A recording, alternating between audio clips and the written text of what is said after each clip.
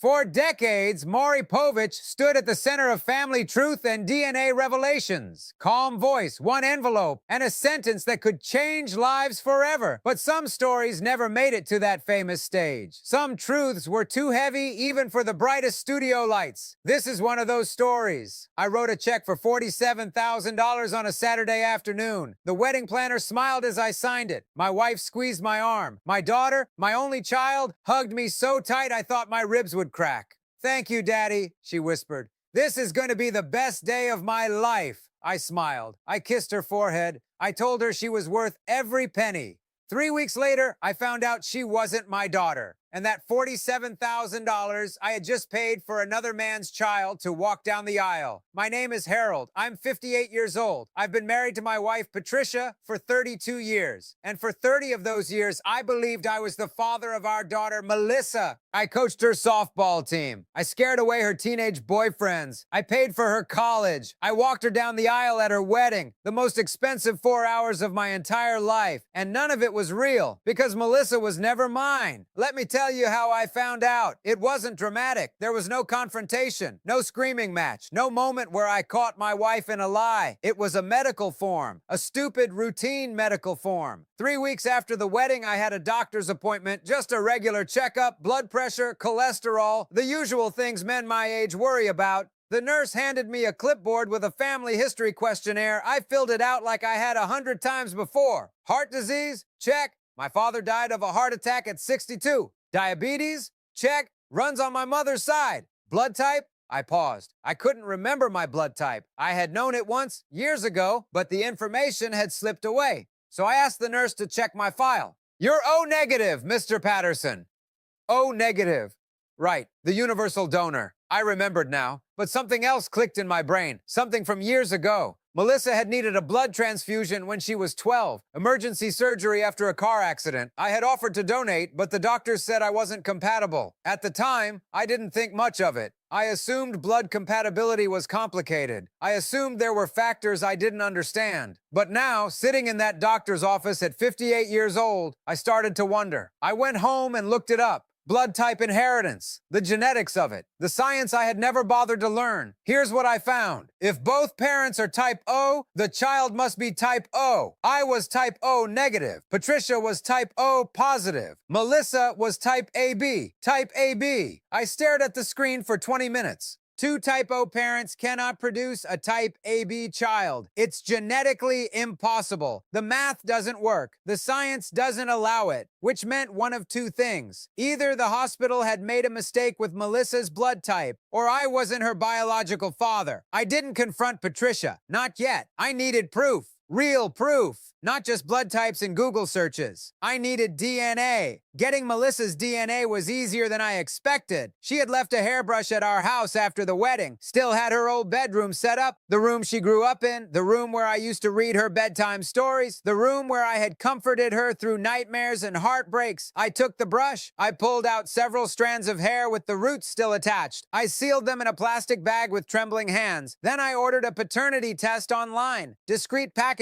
Results in 2 weeks. I swabbed my own cheek in the bathroom, staring at my reflection. The face of a man about to blow up his entire life. I mailed everything to the laboratory, and then I waited. Those 2 weeks were the longest of my life. Every time I looked at Patricia, I wondered. Every time she touched me, I flinched. Every time I thought about the wedding, the $47,000 check, the father-daughter dance, the speech I gave about how proud I was, my stomach turned. Had she been lying to me for 30 years? Had everyone known except me? Was I the fool who paid for everything while another man's DNA walked down the aisle in a white dress? The results arrived on a Tuesday. Patricia was at her book club. I was alone in the house. The same house where we had raised our family. The same house that was about to feel like a crime scene. I held the envelope for 15 minutes before I opened it. 15 minutes of staring at my name on the front. 15 minutes of knowing that whatever was inside would rewrite the last 30 years of my life. 15 minutes of hoping I was wrong, praying I was paranoid, begging God for a miracle. I finally tore it open. I unfolded the paper. I read the words, probability of paternity, 0%, 0%, not a small chance, not a margin of error, 0. Melissa was not my biological daughter, the child I had raised for 30 years, the child I had loved unconditionally, the child whose wedding I had just spent $47,000 on, the child who called me daddy and meant it. She wasn't mine. She had never been mine. I sat in that kitchen for 3 hours. I didn't cry. I didn't scream. I didn't throw anything. I just sat there numb, empty, hollow, trying to understand how my entire life had been a lie. 30 years. 30 years of believing I was a father. 30 years of soccer games and school plays and birthday parties. 30 years of staying late at jobs I hated to pay for things she needed. 30 years of sacrifice and love and pride, all of it built on a foundation of lies. Patricia came home at 9 o'clock. She walked in with that same smile she always had, the smile I had fallen in love with 32 years ago, the smile I now realized had been hiding something monstrous. Harold, what are you doing sitting in the dark? I turned on the light. I placed the DNA results on the table. Who is Melissa's father? Patricia's smile disappeared. She looked at the paper. She looked at me. She looked back at the paper. Her face went through every emotion: confusion, recognition, fear, guilt, and finally, resignation. The look of someone who always knew this day would come. Harold, I can explain. I don't want an explanation. I want a name. Who is Melissa's real father? Patricia sat down heavily in the chair across from me. Her hands were shaking. Her eyes were filling with tears. It was a long time ago. Who? She closed her eyes. Richard. The name hit me like a bullet to the chest. Richard, my college roommate, my best friend, the best man at our wedding, the man who had stood beside me when I said my vows, knowing he had slept with my bride a month earlier. Richard had been dead for 15 years. Heart attack. Same thing that killed my father. He died at 43, leaving behind a wife and 2 kids. But apparently he also left behind my daughter, a daughter I had raised, a daughter I had loved, a daughter I had just spent $47,000 to watch marry another man. When? I asked. My voice was calm. Too calm. The calm before a hurricane. Before we were married, Patricia whispered. We had that fight. You remember? A month before the wedding? You said you weren't sure anymore. You said you needed space. I remembered. Our only real fight before the wedding? 3 days of silence before we made up. You slept with Richard during those 3 days? It was one night. One mistake. I was scared and confused and he was there and it just happened. I regretted it immediately. And then you came back and you apologized and we got married and I thought it was over. I thought I could bury it forever. But you got pregnant. I didn't know whose baby it was. The timing was so close. I told myself she was yours. I made myself believe it. For 30 years. For 30 years. I stood up from the table. My legs felt like they belonged to someone else. I paid for her wedding, Patricia.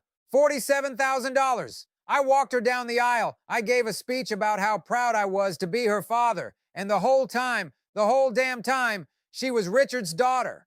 Patricia was sobbing now. She doesn't know. Please, Harold. Melissa doesn't know. You're the only father she's ever had. And whose fault is that? I didn't sleep that night, or the next night, or the night after that. I moved to the guest room because I couldn't share a bed with Patricia anymore and stared at the ceiling until sunrise. 30 years. 30 years of believing a lie. 30 years of loving a child who wasn't mine. And the worst part, I still loved her. DNA be damned. Melissa was still my daughter. I told Melissa 6 weeks later. 6 weeks of sleepless nights. 6 weeks of pretending everything was normal. 6 weeks of looking at my daughter and wondering if she could see the lie in my eyes. But she deserved to know. She had a right to know who she really was, where she really came from. Keeping this secret would make me no better than Patricia. I asked her to meet me at a quiet restaurant, just the 2 of us. Father and daughter, or whatever we were now. She walked in smiling, still glowing from the honeymoon, still thanking me for the perfect wedding. Every word was a knife in my chest. I handed her the DNA results before I lost my courage. I need you to read this. She took the paper. Her smile faded as she read. Her face went pale, then gray, then a color I had never seen before. This is a mistake, she whispered. It has to be a mistake. It's not a mistake, sweetheart. I had it verified twice. I wish it was a mistake. I wish more than anything it was a mistake. Her eyes filled with tears. So you're not my real father? The question shattered me, but I had to be honest. For the first time in 30 years, someone in this family had to be honest. I'm the man who raised you. I'm the man who loves you more than anything in this world. But biologically, no. Richard was your father. Uncle Richard, Mom's friend Richard, the one who died when I was 15? Yes. Melissa stared at me. The silence stretched between us like a chasm, and then she started to cry. The fallout was devastating. Melissa didn't speak to Patricia for 3 months. She went through old photo albums, staring at pictures of Richard, her godfather, she had always thought, and seeing her own face reflected back. The same nose, the same jawline, the same crooked smile that tilted higher on the left side. How had none of us noticed? Or maybe we had noticed, and we just didn't want to see. She spiraled into depression, stopped going to work. Her new husband didn't know how to help her. Their marriage, the marriage I had just spent $47,000 on, started to crumble under the weight of secrets that weren't even theirs. I watched my daughter fall apart. I watched her question everything about her identity, her history, her very existence. I watched her look at me with confusion in her eyes, like she didn't know who I was anymore.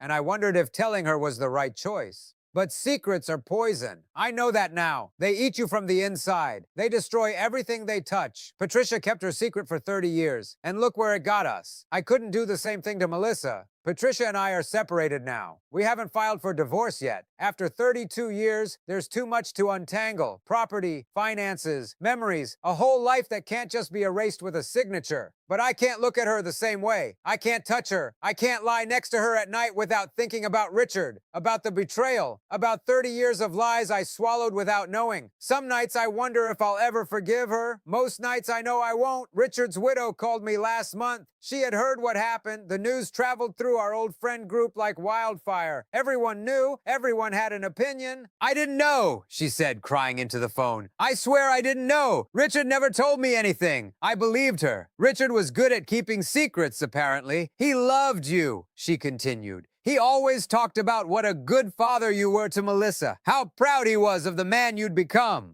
Proud. He was proud of me for raising his daughter. The irony was so bitter I could taste it. Melissa and I are closer than ever now. We have lunch every Sunday. We talk on the phone almost every day. She tells me about her job, her marriage, which survived barely, her hopes for the future. She calls me Dad, not Harold, not my mom's husband, Dad, because that's what I am to her. That's what I've always been. That's what I've always been. You didn't have to love me, she said last month, tears streaming down her face. You didn't have to pay for my college. You didn't have to walk me down the aisle. You didn't have to be there for every single moment of my life. But you were every day. For 30 years, she took my hand. That makes you more of a father than DNA ever could. Richard may have given me his genes, but you gave me everything else.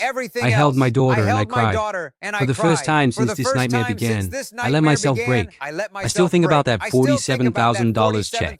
The wedding I paid for, the dress, the flowers, the venue. The band that played our father-daughter dance while I held another man's child in my arms and told her how proud I was. I paid for all of it, and you know what? I don't regret it. Because fatherhood isn't about biology. It isn't about blood types or DNA matches or scientific probability. It's about showing up. It's about being there when no one else is. It's about loving someone so much that you would give them everything, your time, your money, your heart, without asking for anything in return. I showed up for Melissa every single day for 30 years. No DNA test can take that away from me. No amount of betrayal can erase what we built together. Richard may be her biological father, but I'm her dad. And that's the only title that matters. For decades, Maury Povich stood at the center of family truth and DNA revelations. Calm voice, one envelope, and a sentence that could change lives forever. But sometimes the man who isn't the father is still the dad. And sometimes $47,000 is the price of discovering who you really are.